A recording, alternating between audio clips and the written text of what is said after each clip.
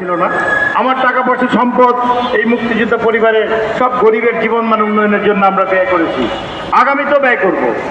তাহলে আমাকে কেন আপনারা বিরক্ত করছেন? সরকার তো আমাকে দুলাভাই ডাকার কথা, সরকার তো আমাকে দুলাভাই ডাকার কথা, আমাকে আপনি শালার মতো আচরণ করতেছেন। হ্যাঁ, আপনারা কি পাইছেনটা কি? আপনারা মাথায় কিছু আছে আপনাকে? আমার তো মনে হয় মাথায় কিছু নেই, কুবর। আপনি বড় বড় ডক্টরেট হয়েছেন, বড় বড় হয়েছেন, এইটা বুঝেন না? আমার মতো যদি 10টা ছেলে থাকে বাংলাদেশে, এই দেশের মানুষের ভাগ্য তো এমনি পরিবর্তন হয়ে যায়। তো সেই জন্য আপনাদের মাধ্যমে আমি বলছি, এই লড়াই, এই সংগ্রাম চলছে। আপনারা আমাদেরকে 1 মিনিটের জন্য ছেড়ে যাবেন না, আপনারা আমাদের খোঁজ খবর রাখবেন। আমরা মনে করি আমরা বিজয়ী হওয়া মানে এই দেশ বিজয়ী হবে, আমরা বিজয়ী হওয়া মানে এই জাতি বিজয়ী হবে।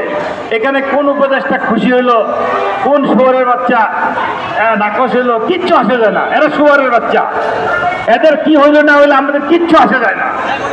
এদের 2 টাকাও দাম নাই, কোনোদিন ছিল না। এদেশের সাধারণ মানুষের দাম দেখেন তো ভাই, যত রক্ত দিয়েছে, যত আন্দোলন হয়েছে, কে দিয়েছে ভাই? কোন ডক্টরেট দিয়েছে? কোন বড় বড় শিক্ষিত মানুষ দিয়েছে? কোন ধনী মানুষ দিয়েছে? সাধারণ মানুষ দিয়েছে। তা এরা দামি না এই সকল শুয়ারের বাচ্চারা দামি? কাজে শুয়ারকে শুয়ারই বলবেন, কুত্তাকে কুত্তাই বলবেন, মানুষের বাচ্চাকে মানুষই বলবেন।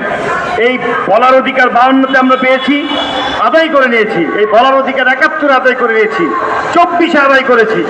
কাজেই এখন আবার যে ফ্যাসিস্ট জন্ম নিতে চাচ্ছে, সেই ফ্যাসিস্টকে আমরা এইভাবেই সাহায্য করব। 32 নাম্বারের মতো ঘুরিয়ে দেব। যে যেখানে আছেন, 71-এর যারা সত্যিকারের মুক্তিযোদ্ধা, আওয়ামী লীগ মার্কা মুক্তিযোদ্ধা না, 24-এর যারা যোদ্ধা, সবাই ঐক্যবদ্ধ হন। আমাদের লড়াই করতে হবে ফ্যাসিস্টের বিরুদ্ধে। ঘরের ভিতরে ফ্যাসিস্ট আছে, বাইরে ফ্যাসিস্ট আছে। আপনাদের কোনো প্রশ্ন থাকলে বলতে পারেন। ধন্যবাদ।